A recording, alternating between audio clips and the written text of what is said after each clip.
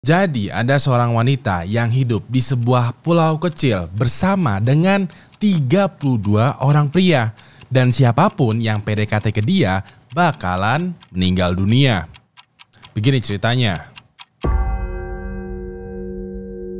Pada tahun 1940-an ada sebuah pulau kecil bernama Pulau Anatahan yang luasnya cuma 30 km persegi yang terletak di Kepulauan Mariana Utara. Menurut Wikipedia, Pulau Anatahan ini letaknya ada di tengah Samudra Pasifik atau di sebelah tenggara negara Indonesia. Diketahui ya, pulau ini dulunya itu milik Jerman, tapi pasca Perang Dunia Pertama diambil alih oleh Kekaisaran Jepang. Semenjak itu, Jepang memanfaatkan Pulau Anatahan sebagai tempat dan juga pabrik untuk memproduksi kelapa dan gula. Semenjak itu juga Jepang menugaskan beberapa warga sipil untuk menjadi buruh pabrik, menjaga pulau dan mengurus segala macam operasional di Pulau Anatahan. Di antara beberapa warga yang dikirim, ada seorang pria bernama Kiku Ichiro Higa yang ditugaskan sebagai pengawas pabrik dan penanggung jawab. Dia nggak datang sendirian nih, melainkan bareng juga bersama dengan anak, istri, dan rekan kerjanya. Rekan kerjanya ini bernama Soichi Higa dan dia mengajak juga istrinya yang bernama Kazuko Higa untuk tinggal, hidup, dan bekerja di Pulau Anatahan. Bisa dibilang di Pulau Anatahan penduduknya terdiri dari beberapa buruh pabrik, keluarga dari Kiku Ichiro sebagai pengawas dan penanggung jawab, dan juga Soichi plus Kazuko sebagai partner kerja. Nah, pada masa tersebut kehidupan di Pulau Anatahan itu terbilang sulit. Pulaunya kecil, gak ada listrik, komunikasi radio dengan pemerintah pusat juga terbatas, hiburan juga gak ada, dan cuman ada kebun kelapa, pabrik gula, dan pantai aja. Bisa dibilang kehidupan di Pulau Anatahan itu sama sekali tidak mengenakan. Tapi namanya juga tugas negara, mereka semua mau gak mau mesti bertahan hidup. Mereka waktu itu gotong royong membangun infrastruktur pulau, ngurus bahan pangan, ngurus pabrik, sambil juga sesekali melapor ke Pulau Saipan yang dijadikan pusat administrasi di wilayah kepulauan. Sampai pada awal tahun 1944, Perang Dunia Kedua pecah menuju klimaksnya. Waktu itu negara Amerika Serikat menyerang Pulau Saipan. Gara-gara ini semua jalur komunikasi antara pulau-pulau kecil di wilayah Jepang, terutama dengan Pulau Anatahan, menjadi terputus. Otomatis penduduk yang ada di Pulau Anatahan menjadi panik dong karena mereka buta map. Mereka nggak tahu apa yang terjadi dan mereka nggak tahu perangnya itu separah apa. Ya udah deh, Kiku Ichiro selaku penanggung jawab mempersilahkan tuh seluruh penduduk Pulau Anatahan untuk kabur menyelamatkan diri mereka ke pulau lain. Kiku Ichiro juga memerintahkan anak dan istrinya dan juga rekan kerjanya Soichi untuk pergi aja. Dia kayak, selamatkan diri kalian, biar aku aja yang menjaga Pulau Anatahan. Pas ini banyak orang tuh menggunakan kapal laut pergi kabur dari Pulau Anatahan. Nah, pas Kiku Ichiro udah siap nih mempertaruhkan nyawanya membela Pulau Anatahan, muncul satu orang yang dia nggak kira. Orangnya tersebut adalah Kazuko, istrinya Soichi. Kiku Ichiro bingung dong, kayak, kenapa lo nggak ikutan kabur? Bukannya lo seharusnya kabur bareng suami lo, bareng Soichi ya? Pas ini Kazuko menjawab, "Teing." Kazuko taunya di momen Soichi mau kabur, dia sempat bilang kalau dia bakalan balik lagi. Tapi udah semalam, 2 malam, dan 3 malam, Soichi masih belum balik juga. Ya udah deh, dikarenakan bingung mau ngapain, Kazuko jalan-jalan aja mengelilingi Pulau Anatahan sampai-sampai ujung-ujungnya gak sengaja berpapasan dengan Kiku Ichiro. Pada momen ini, Kiku Ichiro berusaha tuh menenangkan situasi. Dia bilang ke Kazuko kalau Soichi pasti balik lagi kok ya. Mungkin sekarang dia lagi sibuk tuh di Pulau Saipan dan lain sebagainya. Tapi ditungguin sampai beberapa bulan, Soichi masih belum ada kabar dan penampakannya masih belum kelihatan juga. Bahkan ya nggak ada kapal nih yang sekiranya berlabuh atau pesan radio yang masuk ke Pulau Anatahan. Bisa dibilang selama beberapa bulan terakhir, Kiku Ichiro dan juga Kazuko terdampar dan terabaikan berduaan aja di Pulau Anatahan. Dikarenakan hal tersebut, mau nggak mau Kiku Ichiro dan Kazuko mesti hidup tuh berdampingan untuk bertahan hidup. Dan karena mereka terus-terusan berduaan ya, mereka jadi saling suka berpacaran, dan ujung-ujungnya menikah. Bisa dibilang Kazuko yang tadinya adalah istrinya Soichi karena ditinggal pergi begitu aja tanpa ada kabar sama sekali, sekarang menjadi istrinya Kikuichiro. Dengan ini mereka resmi nggak resmi ya, menjadi pasangan suami istri yang terdampar berduaan aja di Pulau Anatahan. Pada bulan Juni tahun 1944, pada saat Perang Dunia II lagi panas-panasnya, ada sebuah kapal perang Jepang terkena bom Amerika Serikat pas lagi berlayar di Samudra Pasifik. Serangan bom ini langsung menewaskan banyak awak kapal, dan kalaupun ada yang selamat, mereka mati-matian tuh berusaha menyetir kapal untuk menyelamatkan diri. Sayangnya kapal lautnya itu nggak bisa bertahan lama karena udah mau tenggelam. Ya udah deh, tentara yang ada di kapal laut itu langsung berenang menyelamatkan diri mereka. Pas ini ada sekitar 31 orang awak kapal ataupun juga tentara lah ya, berenang menuju ke pulau terdekat. Dan pas mereka sampai ke pulau terdekat, mereka bertemu nih dengan pasangan suami istri Kikuichiro dan Kazuko. Bisa dibilang 31 orang tentara ini nggak sengaja terdampar di Pulau Anatahan. Pas ini 31 orang tentara itu disambut baik tuh sama Kikuichiro dan Kazuko. Mereka melihat pasangan suami istri ini sebagai raja atau ratu di Pulau Anatahan. 31 orang tentara ini juga diperlakukan dengan baik tuh sama pasutri. Mereka diberi makan, diberi obat-obatan, dijamu, pokoknya diperlakukan selayaknya tamu. Dan dikarenakan Pulau Anatahan kedatangan 31 orang tentara yang masih muda-muda, mereka semua gotong royong lagi nih menghidupkan infrastruktur di Pulau Anatahan. Mereka mulai membangun lagi jalanan, membuat gubuk rumah baru, menanam tanaman, memburu hewan liar, dan juga ngebuat peraturan agar semua penghuni bisa hidup rukun. Jadinya untuk beberapa bulan kemudian, kehidupan satu pasangan suami istri dan juga tentara yang terdampar di Pulau Anatahan aman, akur, dan damai-damai aja. Sampai pada tahun 1946, sekiranya 2 tahun setelah kehidupan yang rukun, muncul nih ketegangan dari 31 orang tentara. Pas itu mulai ada beberapa tentara yang berani godain Kazuko, istrinya Kikuichiro ya, yang notabene-nya adalah satu-satunya wanita di Pulau Anatahan. Awalnya godainnya itu kayak tipis-tipis aja, kayak pas Kazuko lagi lewat ya, ada 1 atau 2 atau 3 tentara yang siul-siul, catcalling, caper-caper, dan lain sebagainya. Kazuko pastinya risih dong, karena gimana enggak ya, tiap keluar gubuk rumahnya selalu aja digodain. Dia juga nggak bisa berbuat banyak karena mau kabur dari pulau itu pastinya nggak bisa karena nggak ada kapal ataupun perahu. Mau sembunyi terus di dalam rumah juga nggak merasa aman karena takut aja gitu. Dan semakin lama godaan ini semakin parah. Kayak ada yang mulai terang-terangan bilang pengen jadi selingkuhannya Kazuko, ngerebut dia dari suaminya. Bahkan juga ada yang pengen melecehkan Kazuko. Nah, ketegangan yang dialami Kazuko semakin hari semakin parah nih. Sampai-sampai beneran ada satu tentara yang nekat. Jadi ada satu tentara muda yang sifatnya agresif dan juga genit bernama Gensaburo Yoshino. Waktu itu dia terang-terangan nih bilang kalau dia naksir sama Kazuko dengan bilang, "Udah tinggalin aja suami lo, mulai sekarang lo jadi istri gua ya." Kazuko ngelawan dong, dan pada saat itu juga ya Gensaburo ditolak secara halus tapi tegas tuh sama Kazuko. Besok paginya Gensaburo yang gak terima dengan penolakan Kazuko langsung menembak mati Kikuichiro, suaminya Kazuko. Ternyata pada saat 31 orang tentara termasuk juga Gensaburo ya berenang menuju ke Pulau Anatahan, peralatan dan senjata militer mereka emang ikutan tenggelam bersama dengan kapal. Tapi tanpa sepengetahuan tentara lain, Gensaburo ternyata selama ini diam-diam membawa dan menyimpan pistolnya. Alhasil dikarenakan dia megang pistol, gak ada tentara lain tuh yang berani melawannya.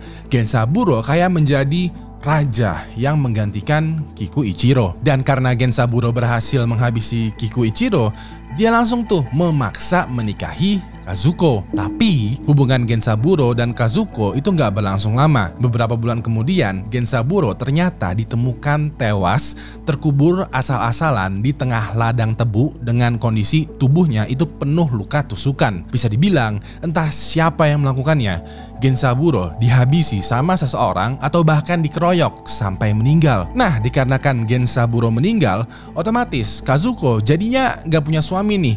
Gak ada laki-laki nih yang melindungi dirinya. Ya udah deh, para tentara itu langsung pada PDKT ke Kazuko, berusaha untuk melamarnya. Waktu itu ada itu yang ngasih perhiasan, makanan, bahkan juga nulis surat cinta ya, pakai daun lah. Pokoknya Kazuko waktu itu kebanjiran hadiah dari banyak tentara yang PDKT ke dia. Semua ini berlangsung selama sebulan 2 bulan sampai Kazuko memutuskan untuk menikah tuh dengan salah satu tentara yang bernama Morio Chiba. Tapi hubungan Kazuko dan Morio juga nggak berlangsung lama karena tiba-tiba aja Morio ditemukan tewas. Entah penyebabnya apa atau siapa pelakunya, gak ada yang tahu. Kazuko single lagi dong. Dan pas ini ada satu orang tentara bernama Richiro Yanagibashi ngebuat satu peraturan. Diketahui ya, walaupun dia juga ikutan terdampar di Pulau Anatahan, Richiro itu memiliki pangkat militer tertinggi di antara tentara lain yang ada di sana. Nah, peraturan yang dia buat adalah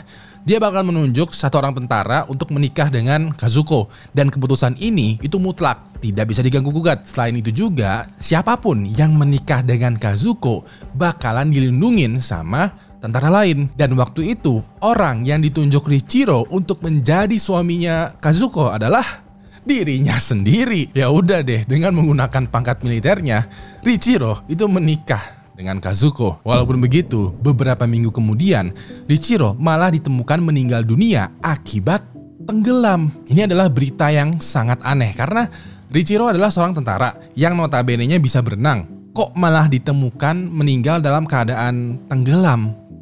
Aneh nih. Ya udah deh, dikarenakan untuk yang sekian kalinya ya Kazuko tidak bersuami, ya para tentara lainnya mulai lagi tuh bersaing PDKT untuk menjadi suaminya Kazuko. Dan selama 6 tahun selanjutnya, total orang yang sudah menikah dengan Kazuko mencapai 11 orang. Dan aneh bin ajaibnya, semua orang yang menikah dengan Kazuko meninggal dunia dengan cara yang misterius. Dari sini, para tentara yang masih hidup itu mulai curiga tuh dan mulai takut kepada Kazuko. Mereka takut karena Kazuko tuh bagaikan dewi kematian. Kayak siapapun yang menikahi atau bahkan PDKT ke dia aja, itu pasti bakalan berujung mati. Mereka juga curiga karena dari 11 orang tentara yang meninggal secara misterius ya, bisa jadi dalangnya adalah Kazuko sendiri. Selain itu, mereka juga curiga terhadap sesama tentara lain karena bisa jadi dalangnya adalah tentara lain yang langsung menghabisin siapapun yang PDKT ke Kazuko. Bisa dibilang pada tahap ini suasana di kehidupan Pulau Anatahan menjadi gelap banget. Mereka semua saling berhati-hati karena gak ada yang tahu nih, mungkin besok, mungkin minggu depan, bulan depan, pasti ada aja yang meninggal secara misterius. Dan misterinya ini selalu berpusat kepada Kazuko.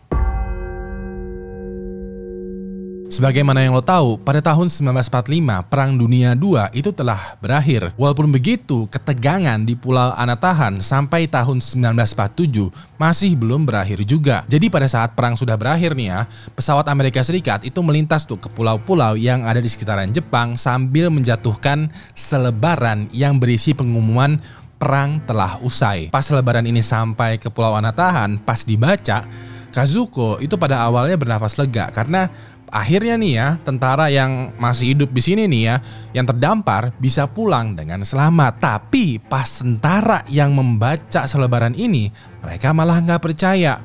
Mereka kayak berpikiran kalau ini adalah propaganda musuh karena mereka berkeyakinan kalau kekaisaran Jepang itu tidak mungkin bisa dikalahkan. Jadinya walaupun perang sebenarnya beneran telah selesai, nggak ada satupun niat dari para tentara untuk pulang. Terlebih lagi nggak ada juga kapal laut yang datang ke Pulau Anatahan untuk menyelamatkan Kazuko ataupun tentara lain. Alhasil Kazuko dan para tentara ini bisa dibilang masih terjebak di Pulau Anatahan. Pas ini, sebagaimana yang lo tahu, kehidupan di Pulau Anatahan itu benar-benar gelap banget. Kepada sesama tentara, mereka saling curiga siang dan malam, nggak bisa tidur, pokoknya saling senggol bacok, curiga, wah gak enak lah.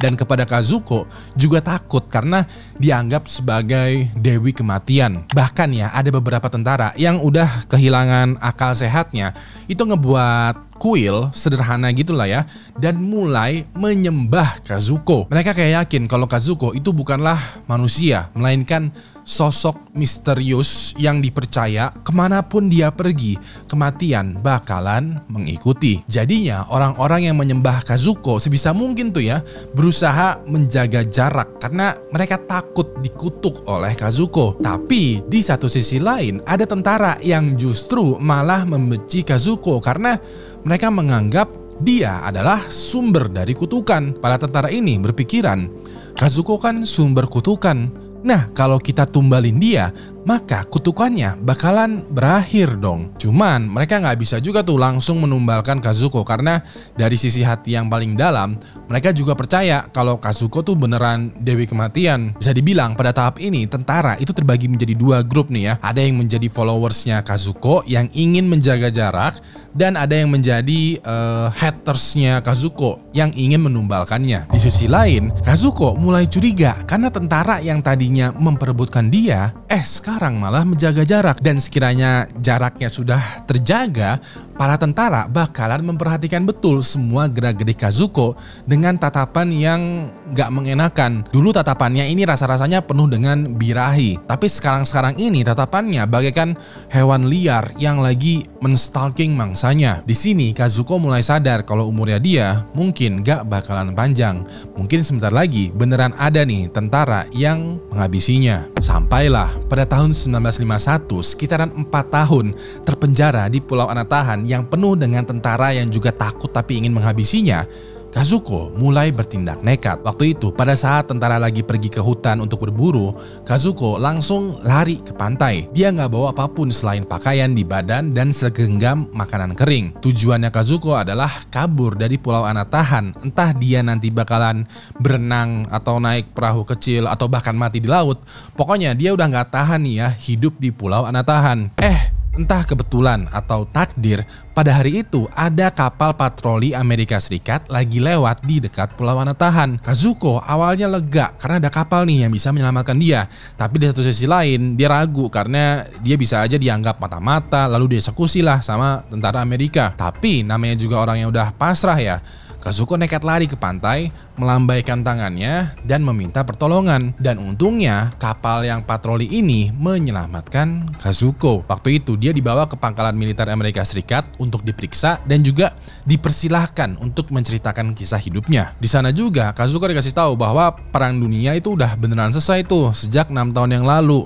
Jepang kalah, kekaisaran bubar, dan dunia sudah berubah total. Pas ini Kazuko akhirnya bernafas lega karena udah nggak ada lagi nih perang dan udah nggak terjebak lagi nih di Pulau Anatahan. Sementara itu, setelah kabar tentang penyelamatan Kazuko tersebar, pihak Amerika Serikat ngirim surat dan foto dari keluarga tentara yang sekiranya masih hidup di Pulau Anatahan. Suratnya ini isinya cuma satu, yaitu perang sudah selesai, pulanglah. Awalnya para tentara itu masih nggak percaya juga, tapi setelah melihat sendiri tulisan tangan dari ibu, dari istri, dari anak atau keluarga mereka, satu persatu mereka mulai sadar. Alhasil pada tanggal 30 Juni tahun 1951, dari 31 orang tentara Jepang yang terdampar, 19 orang berhasil dipulangkan. Catatan resmi militer bilang bahwa ada 12 orang tentara dan 1 orang warga sipil alias Kikuichiro yang tewas di Pulau Anatahan, dan sebagian besar akibatnya itu adalah